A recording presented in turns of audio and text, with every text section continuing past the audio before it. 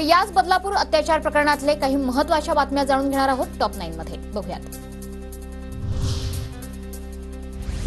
बदलापूरमधील नागरिकांचं आंदोलन शांत, रेल्वे सेवा सुरळीत सुरू, बदलापूर स्थानकाबाहेर खबरदारी म्हणून पोलिसांचा बंदोबस्त। बदलापूर शहरातील सर्व इंटरनेट सेवा बंद, शहरात कोणताही अनुचित प्रकार घडू नये म्हणून प्रशासनाकडून खबरदारी, तर आजही कलम 163 लागू, शहरातील दुकानं बंद। बदलापुरातील सर्व शाळांना आज सुट्टी जाहीर, अत्याचाराविरोधात आंदोलन करण्याच्या पार्श्वभूमीवर शाळेला सुट्टी।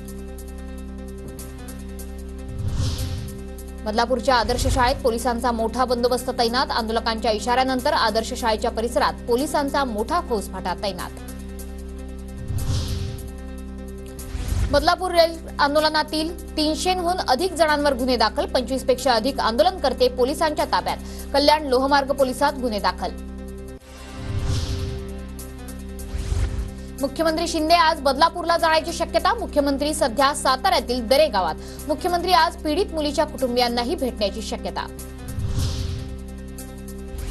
बदलापुरातील चिमुरडीवरील अत्याचाराविरोधात ठाकरे गटाचं आज आंदोलन, नाना पटोले 10 वाजता बदलापूर पोलीस ठाण्याला भेट देणार।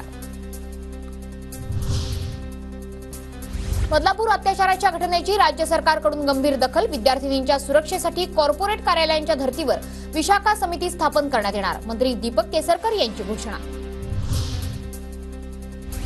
बदलापूर घटनेचा तपास करण्यासाठी सरकारी वकील म्हणून ज्येष्ठ विधिज्ञ उज्ज्वल निकम यांची नियुक्ती, आरोपीला फाशी देण्यासाठी योग्य पाऊल उचलणार, महाजनांचं आश्वासन।